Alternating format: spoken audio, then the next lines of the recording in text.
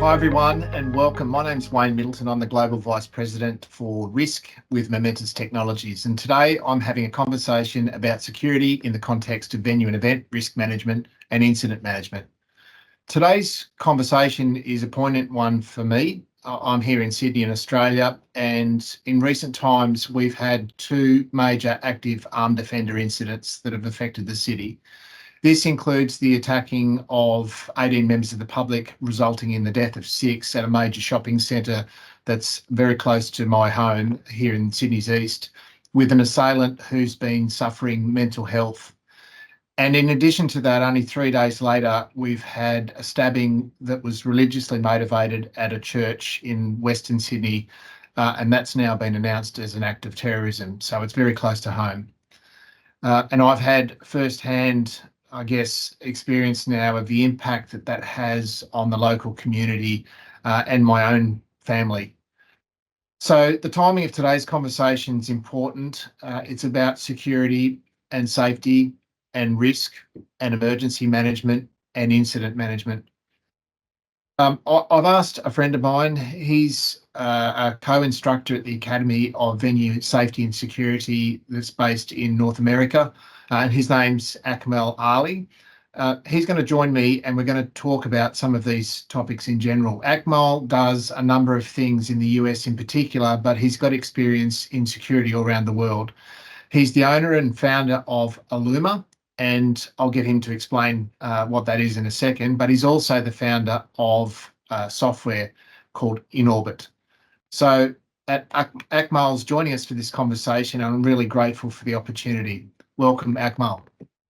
Thanks for having me, Wayne. Really looking forward to our conversation. So tell us a bit about yourself. I know your family journey has been a really interesting one. What can you tell us about that? Sure. Yeah. My parents were refugees from Afghanistan. They came to the United States in the early 80s, 1980, when the Soviets invaded Afghanistan. So they were, unfortunately, their story's not unique, but it is I think it's an inspiring one. They came to the United States with 2 suitcases and a dream. They had my older brother who was 3, and that my mom was pregnant with me, and their kind of life got turned upside down, and they did they're the quintessential story of 2 people who just try to make it work so their kids can have a better life than they did. So we came to America under those pretenses, and we worked our way and worked hard and took advantage of what the United States had to offer, and very fortunate that we ended up here. And that's kind of how we got to the United States, and with that as a backdrop, kind of applied that work hard ethic throughout my schooling and then through kind of the business career as well. So tell us a little bit about that and how it was that you came into the area of security. I actually I did the law school thing. I went to law school. I always say don't hold it against me. I never practiced, but when I went to law school, I knew I was coming. I knew I always wanted to go to the U.S. Work in the federal government in Washington, D.C. I didn't know doing what. And when I was in college, 9/11 hit when I was in college. And that certainly leaves an impact on you and kind of leaves an impression, and you want to see what you can do. And fast forward, I go to law school at Syracuse University, and they were just standing up the nation's, I think, first and most renowned Institute on National Security and Counterterrorism, focusing on how those things intersect with the law. And the professor who was leading that program happened to be the professor who was writing the book that was going into all law schools on national security. So I got really fortunate and lucky that stumbled across this really interesting program. And so I went through that program in law school, kind of focused and majored, if you will, on national security and counterterrorism. And then as I made my way to DC, that became a really good segue into where I would land. I ended up in the U.S. Department of Homeland Security, and just through osmosis, being someone who went through law school and not actually having been a security professional and working in the Department of Homeland Security for almost 5 years, you get ingrained with what's important, what's the nation looking at, what's the federal government looking at, how are you working with state and locals, and then most importantly, that's where I got my first foray into working with security professionals responsible for securing venues of all types, including shopping malls, as we talked you were referencing earlier, but also stadiums and arenas and big events and things like that. So I got involved with something called the Safety Act program, maybe we can talk about in a moment, that has a really interesting intersection with all of that. But that's kind of, that was kind of my journey, my journey into security. You talk about September 11, and I think everybody remembers where they were on that awful day. I was the director of safety in the Winter Olympics in Salt Lake City, and I remember the impact that it had on the people there and on the games itself.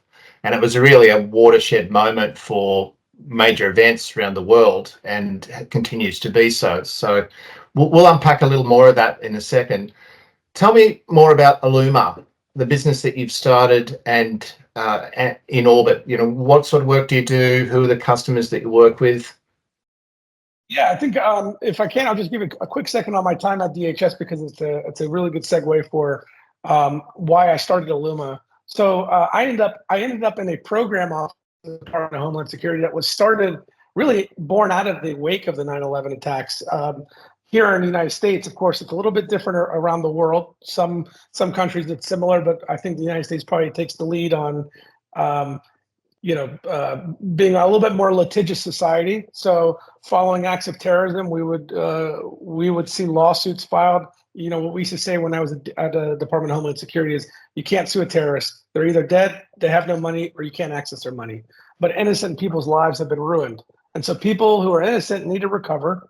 The perpetrators, you can't recover from.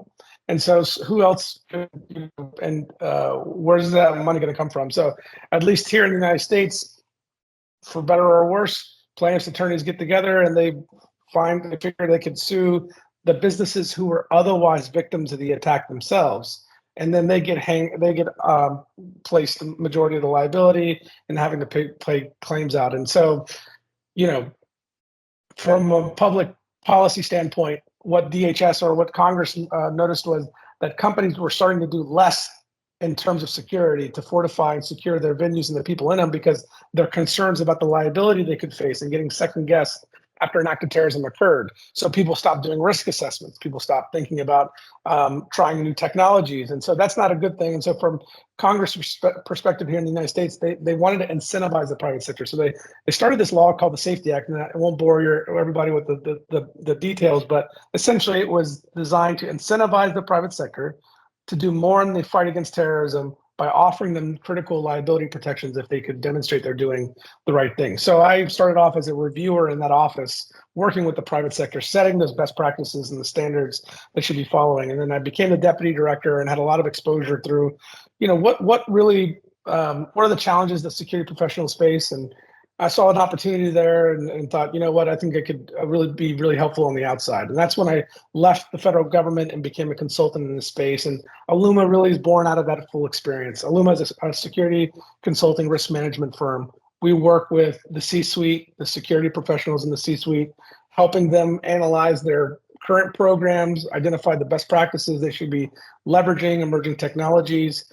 We're in multiple venues: critical infrastructure, aviation, sports, entertainment. We can, across those different industries, bring best practices to other folks. And so we help folks, look at their policies and procedures and write their manuals. We'll do tabletop exercises with them. So that's the main focus of Aluma, is to work with those folks. And then, of course, for those who are in the United States, we do work outside of the United States, but for those who are in the United States and want to pursue the Safety Act, we help them go through that process and make sure they can get awarded and take advantage of those great liability protections that Congress set up. And InOrbit, out of my experience, 16, 17 years doing this type of work, both when I was at DHS and as a consultant, what I noticed was that there are really, really hardworking, well-intentioned security professionals. I'm sure when you see the same thing, and people who want to do the right thing, they commit themselves to doing the right thing. They have a right game plan, and they just find it hard to implement that game plan repeatedly over a long period of time. Right. Yeah. Whether it's maintaining your policies, remembering to do the thing you said you would do every March, whenever X happens, complete Y form.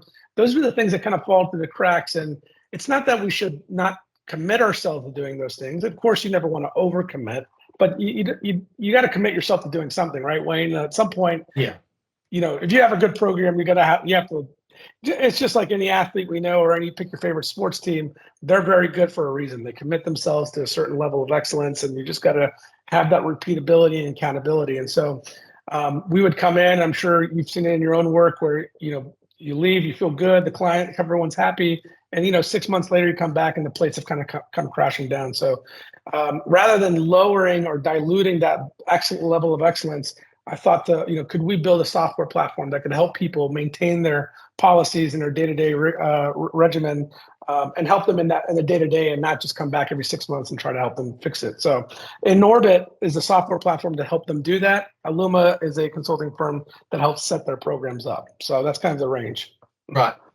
The management system stuff that you talk about is so very important, in terms of reliability and ensuring that you've got the same systems over and over. And going back to your legal background, it's where you do one action in one venue or one part of your venue, and you've got some other process in another one for the same risk. Those sort of inconsistencies are where you'll find gaps, right, and legal gaps that ultimately become liabilities for you. So I totally understand what you mean. I want to just pick up on something that you said there about risk assessment, because that's kind of one of the crux of our conversation. And I've had the opportunity to work all around the world, and I see in different parts of the world, risk assessment is interpreted in different ways in different places. And some of that is based on the drivers that exist.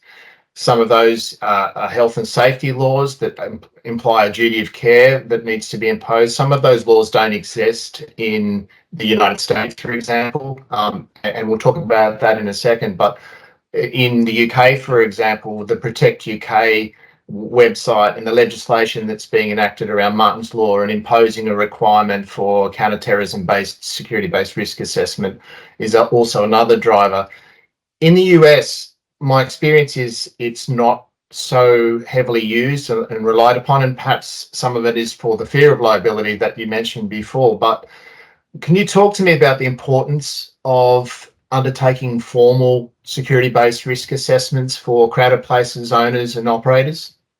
Yeah, well, what a wonderful topic. I could go on and on about this, and I know you've spent a lot of your career focusing on this. Actually, let me ask you a question, Wayne, first, and then I'll answer your question.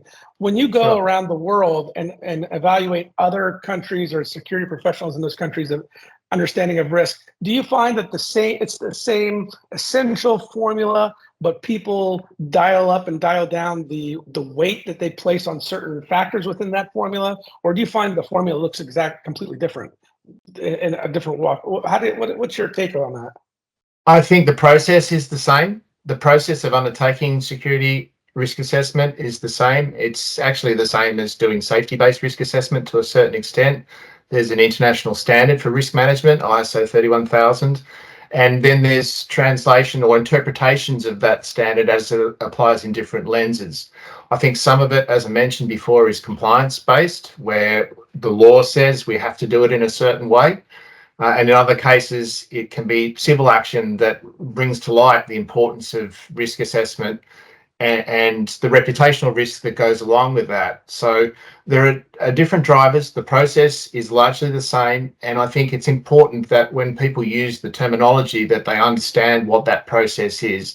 There's efficiencies that can be gained by undertaking it in a structured way. And you, again, reference the management system approach, and being able to utilize technology also, I think, can help with some of that. But let's talk about, from your perspective then, in terms of security-based risk assessment, how is it used? Is it being used properly? Where could people improve it? Well, I think the area, this is a topic that's come up a lot with DHS, actually, with the U.S. Department of Homeland Security. They put out their guidance to operators of large venues, and they've recently just kind of underscored the need for people to take the risk assessment process a little bit more seriously. I think probably I'm preaching to the choir when I say that there's probably two main areas where right now here in the States, I think there's an opportunity for improving the process for risk assessments. And one of that is they're not comprehensive enough. People are taking a very small slice of the cake and doing their risk assessment on this very small perspective of their operations. That's Right. one. The second one is I don't think there's enough. It's not definitely not set up for repeatability. These things are needing to be reassessed and reevaluated. And I think sometimes folks kind of think of them because they're not as familiar with risk assessments. They think of them as a once in a 10-year thing. And of course, or a you box and I. ticking exercise, right? We're ticking the Yeah. box because someone says we've got to do it. Right. Certainly.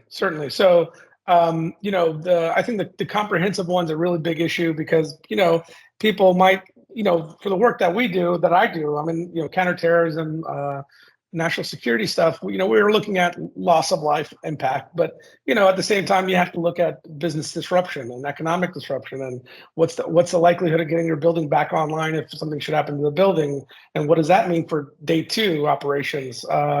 So there certainly that's a big factor. The other thing is, walking through the key elements. Sometimes the other thing that happens, Wayne, I'm seeing, and again, you've been the champion out in the industry, helping educate people. But I see a lot of times that someone will have been pitched by another firm to do not just one element of their program, but just one element of the risk assessment methodology. They'll have just done a threat assessment. Right. Or yes. they'll have just done a vulnerability assessment. Right. And they'll have thought that that's the full risk assessment, when of course we know it's not. It's an element to the overall formula. So that happens a lot. I think the other big piece of this is, besides the repeatability and the comprehensive part, is the so what factor at the end. And so one thing I always encourage clients is to make sure you do the cost benefit analysis. So Right. we identify our threats. We apply those threats to our property and our program to understand the vulnerabilities, right? We look at consequence, we rank the risks, then we identify, this is the so what factor, mitigation strategies that buy down that risk. And then, of course, no organization can afford to do everything.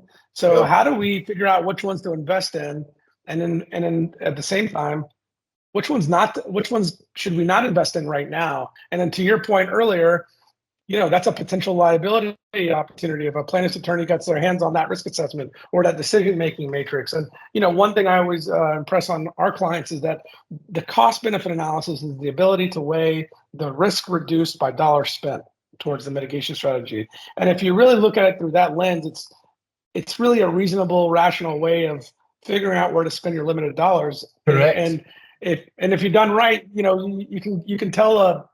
you can explain it to somebody else who wants to know why you didn't do X, but you did Y. And I think that part is missing a lot.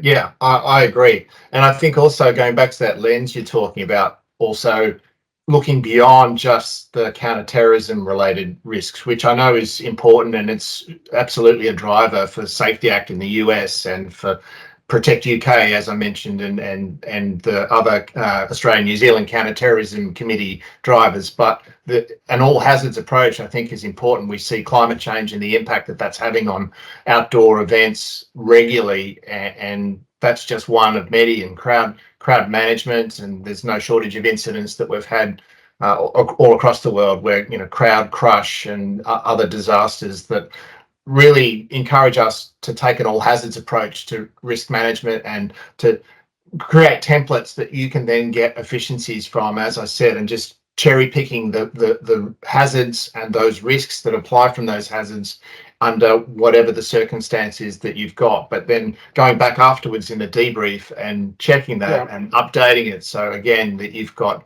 the best knowledge that's possible. I want to just change tack now a little and talk about incident response. I know certainly in the United States, incident response is done very well because there's plenty of incidents and it's been well rehearsed, well documented.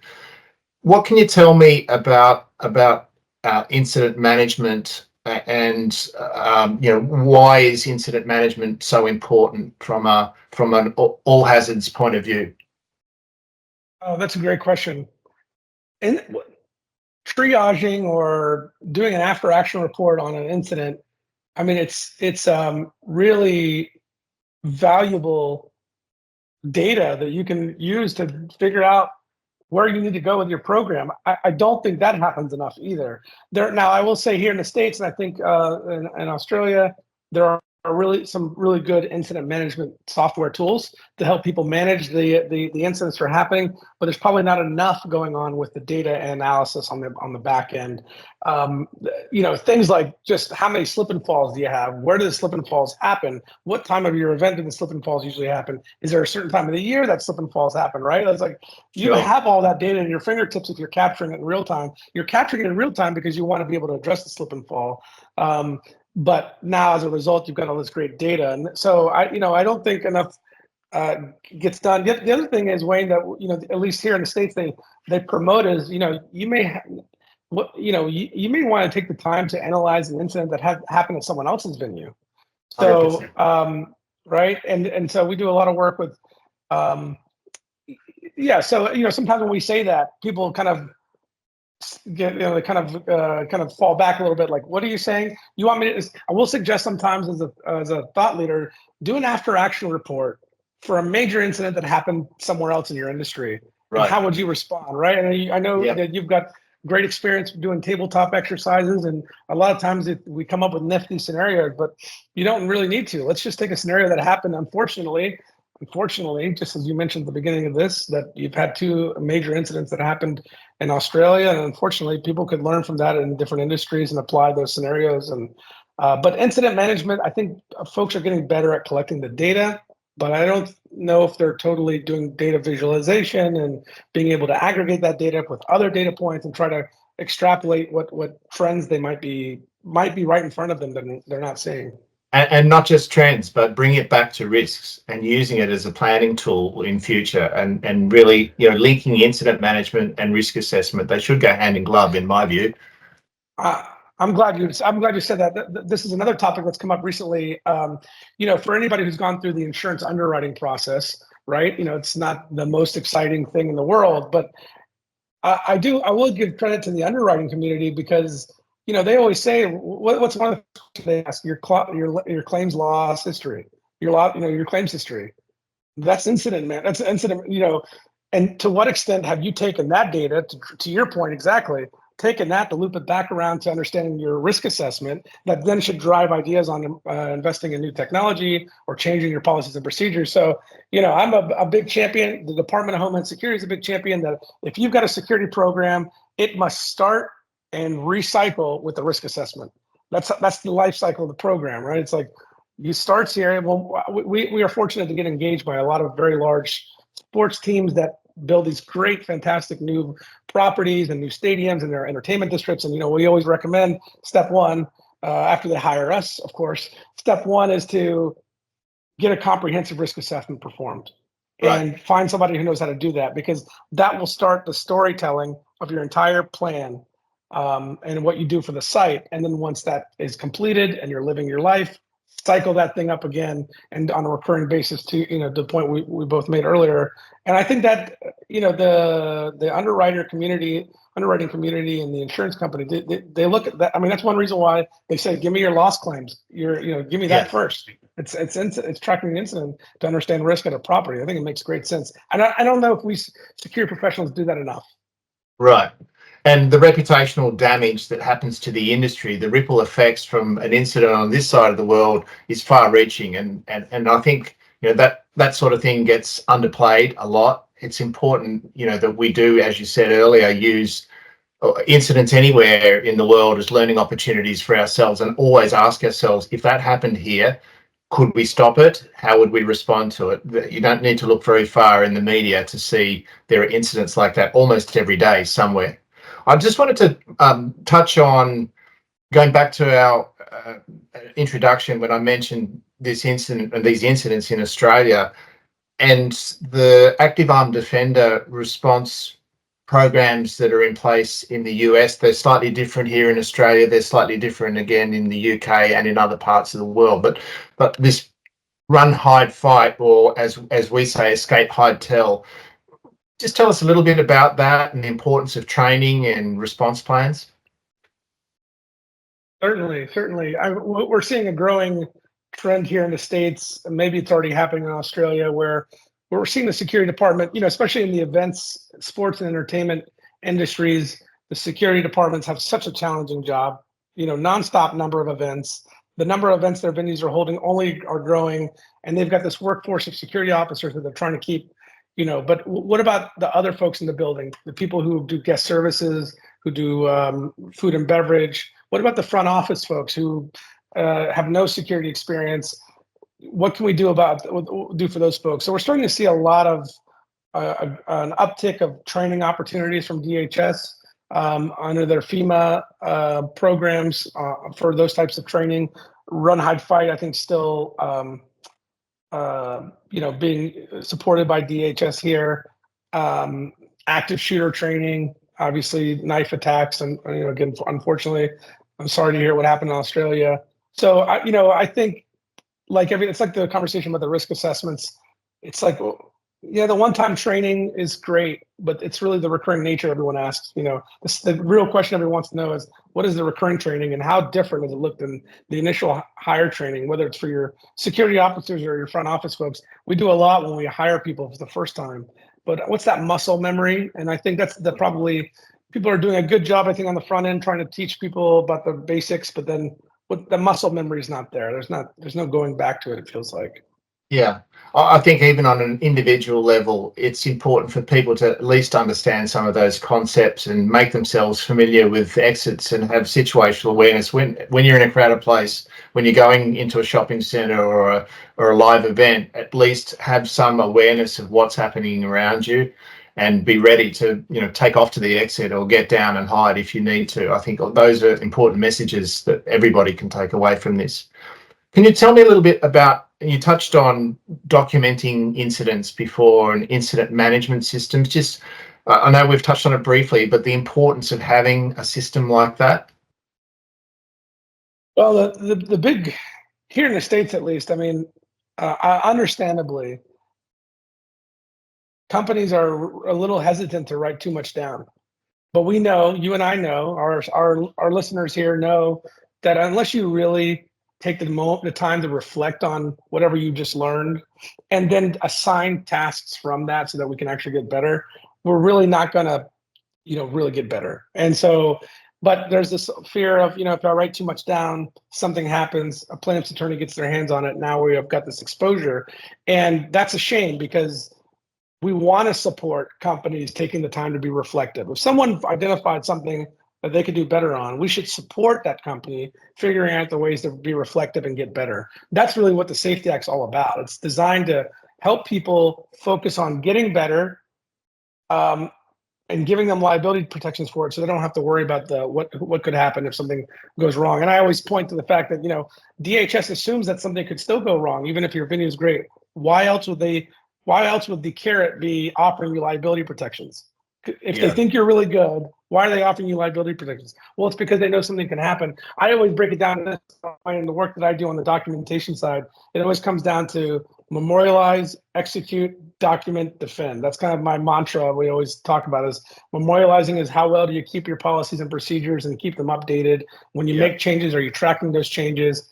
Executing is remembering to do all the things you committed to do in your policies and procedures. You said you might do something every May. Well, May comes around and you just get busy and you don't have enough people on your team, and that thing falls through the cracks. You meant to do the thing in May. The thing in May is really important to you, but it just happens that way. And then document is, to what extent can you document these things? And they ultimately are wins. Even if something bad happens, an after action report that identifies ways that you got better from that thing, the corrective measures you put in place, those are wins. And so, and then finally on the defend part is, a lot of folks sometimes struggle with keeping all those documents together to tell that full story. So what I always say when I go into an organization, I always say, if you have do you do two, how many tabletops do you do a year? And they say, we'll do 2 tabletops a year. Great. And I'll ask them as we prepare for an application to the Safety Act, give me the documentation for the last 3 years. So for every tabletop, we're expecting what? The PowerPoint used to finish the tabletop, the meeting sign-in sheet used to track who was there. The after action report used to document the great things that happened. The opportunities for improvement and your corrective measures plan. And then finally, evidence or documentation to show me that you actually implemented those corrective measures. And what happens is certainly maybe they forgot to do the tabletop. They did a tabletop, but they can't find the PowerPoint. They found the PowerPoint, but they never did the signage. You get it, right? They forgot to do the after action report, or they did the after action report, and it has a bunch of good nuggets. Hey, we need to buy that one security officer at this post, another radio.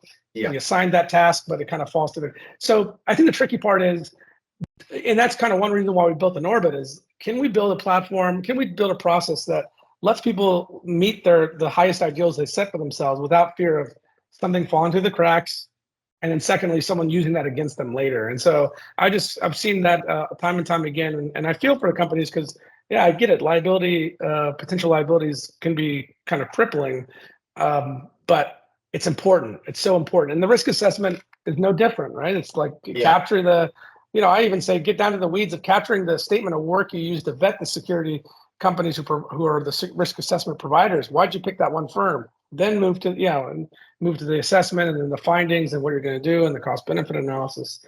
Yeah, that's a big challenge, I think. And oftentimes I call it the soft skills, Wayne. The hard skills is buying the guns, guards, and gates, the cameras, the dogs, the whole thing. The soft skills is running the exercise, having the risk assessment performed, reflecting on the results of the risk assessment, figuring out where to change some policies, tracking that you made the change to a policy. I always say in our world, Wayne, what's one way to demonstrate effectiveness of a security professional?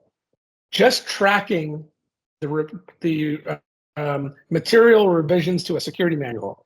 This thing changed last year in September as a result of a risk assessment, and now we have 2 people at this post instead of 1. That's a big success. I say launch the confetti for the parade, but because it's hard to. What else are you going to rely on? You need data like that. So if you're not tracking those wins, those are wins for you. And I think, the last thing I'd say on this topic is it's how do you convert your outputs to your outcomes? Those are 2 different things. The output might be an after action report from a tabletop. The outcome is that you bought another radio and improved interoperability between you and law enforcement, for example. So, Yeah, look, and I think just to wrap that up, it really goes back to this continuous improvement cycle, right? You do it, you plan it, you do it, you write it down, you record it, you create the data point, you analyze the data point, you look at what does that mean for my future? Are there any additional points that we didn't know before, any assumptions? What are the controls that we need to do? We go ahead and do it, and we review it, and away we go. So, and I think you would expect the courts to defend or support people that have that continuous improvement cycle and that can show that they're having a go, that they've made reasonably practicable efforts to address the foreseeable risks that we know that we have in our industry. Just mindful of the time, mate, where can people go for more help? There's lots of publicly available information. What are good sources of information from your experience?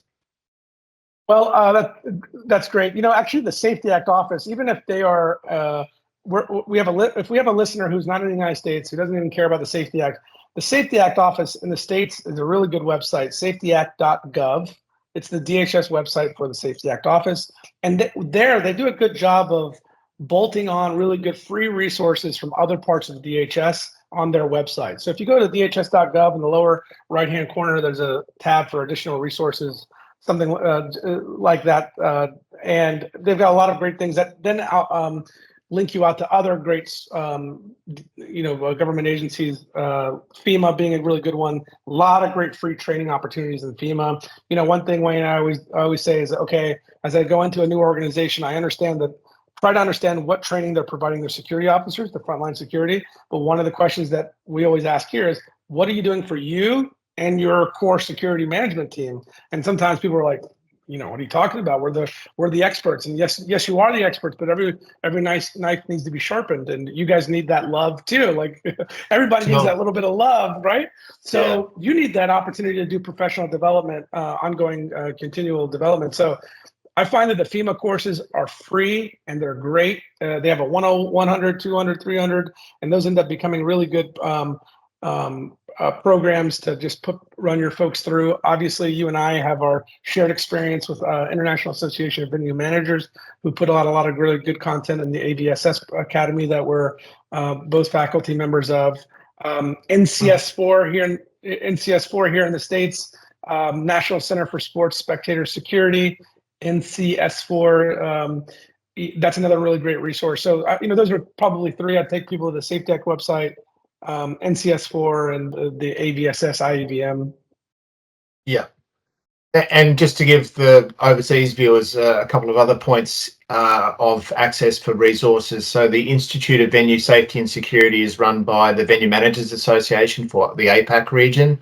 protectuk.police.uk is a good website for those in the United Kingdom. The National Security website in Australia, and I know New Zealand has something similar, and I know other parts of certainly Western Europe have also similar websites. So there's lots of information that people have out there, and you just need to start the conversation if you haven't already. Dedicate somebody in-house to own this, and go ask for help if you need help. There are many other third parties that can assist. Get some technology if you need it, and just start. So look, I think that's all we've got time for, Akmal. I really appreciate your time. It's a fantastic conversation. It's really important, and I'm